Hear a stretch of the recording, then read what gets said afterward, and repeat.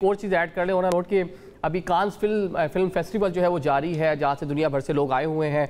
वहाँ पे कुछ अपनी एक्ट्रेसेस के ज़रिए वहाँ पे मोदी साहब की जो है तस्वीर वाले नेकलेस जो हैं वो पहन रखे हैं और उनकी तस्वीर वगैरह काफ़ी सोशल मीडिया पे वायरल है। बल्कि सामो जो फ्रांस में हो रहा है, फ्रांस का राफेल, वो मोदी की तस्वीर देखकर जो वहाँ पे लोग आए हुए हैं उनको अपने राफेल जो है वो सारे याद रहे पर ये बल्कि खासा इसके ऊपर तबसरे हो रहे हैं सोशल मीडिया पर कि वो जो तस्वीर है उनको देख कर लोगों को अपने राफेल फ्रांस वालों को याद आ रहे हैं। सीधी बात यह है कि वो बॉलीवुड का जो वहाँ पे एक करिश्मा है वो उससे निकल ही नहीं सके। ऑपरेशन का नाम भी सिंदूर रखा। तो बात फिर वहीं तक आ जाती है कि ये जंग उन्हें हर तरह से महंगी पड़ी है और उनकी समझ में आखिर में वही आया है जो उनके जर्नल्स स्टूडियोज में बात कर रहे थे, जिसे आज दिखाया भी गया कि इतने लाख कैप्टन के, इतने लाख मेजर के, इतने जर्नल के, तो बेहतर उनके लिए ये चीज़ नज़र आई। तो वो प्रॉक्सीज ही बढ़ाएंगे। और मैसेज आज की प्रेस कॉन्फ्रेंस का यही है कि वो ये हथकंडे इस्तेमाल करेंगे। अभी जाहिर है बकरीद है, फिर मुहर्रम है, उसमें इतने प्रोसेशंस होंगे, सब होंगे, तो वो हर चीज़ का तरीक़ा करेंगे क्योंकि ये जो जंग है ये उसमें उनकी हर तरह की रुसवाई हुई है, उनके जर्नलिज्म की रुसवाई हुई है, उनकी फ़ौज ने शिकस्त खाई है, उनकी हुकूमत को हर तरह की अजीमत का, अपनी अपोजिशन का, अपनी आवाम का सामना है। अगर ऑन एयर ये बात चली जाती है कि बेसिस नहीं बचा सके तो जनता को क्या बचाएंगे। तो उनके पास अब कुछ है नहीं कि वो सिवाय इसी तरह के बुज़दिलाना हमले करके हमें तकसीम करते रहे। ज़ाहिर है इस तरह के अटैक होंगे जिस तरह पहले वो होते थे, खुदा न खास्ता।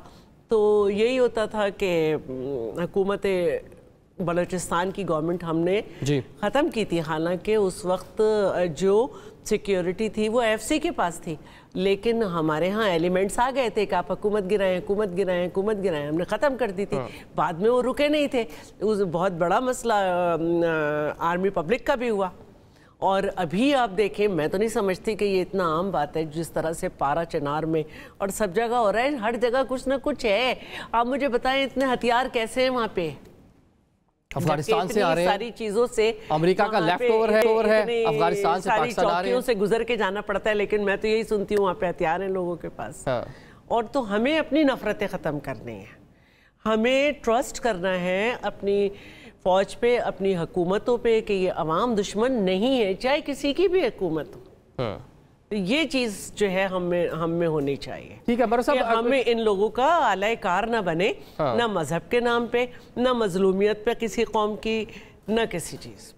ठीक है बरस साहब, अभी जिस हम बात कर रहे थे, डॉक्टर साहब भी बता रही थी कि सब खबरें हैं इस तरह की कि इसराइल का असला वहाँ पे पहुँचाया जा रहा है, अमेरिकन असला वहाँ पे पहुँचाया जा रहा है, टाइम टेक कर रहे हैं, दोबारा पाकिस्तान के खिलाफ कोई ना कोई कार्रवाई होगी। जिस तरह मोदी जो है पब्लिकली आकर बाहर पाकिस्तान पे इल्ज़ाम तराशियाँ भी कर रहे हैं और धमकियाँ भी दे रहे हैं।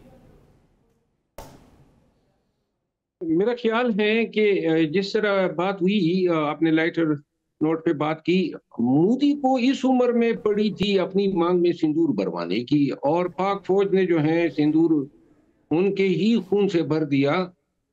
अब दोबारा इनकी जुर्रत होना या हमला करना, मेरे ख्याल में इमीडिएटली तो ये मुमकिन इसलिए नहीं है क्योंकि जो 3 दिन की जो झड़पें हुई, इस हवाले से दोनों तरफेन ने जो है एक दूसरे का दिफाई निज़ाम जो है टेस्ट किया और जो नताइज सामने आए हैं। बल्कि बरसम इसमें एक दूसरे का दफाई निज़ाम नहीं टेस्ट हुआ, इसमें जनाब यूरोपियन और चाइनीज टेक्नोलॉजी जो है उसका भी टेस्ट हो गया।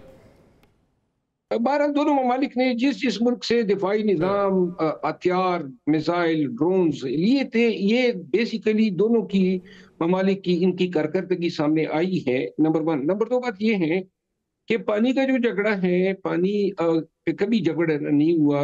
1960 में ये सिंतास मुआहदा हुआ और फिर कई जंगें हुई, लेकिन कभी इंडिया ने जो है पानी को मुतनाज़ा नहीं बनाया।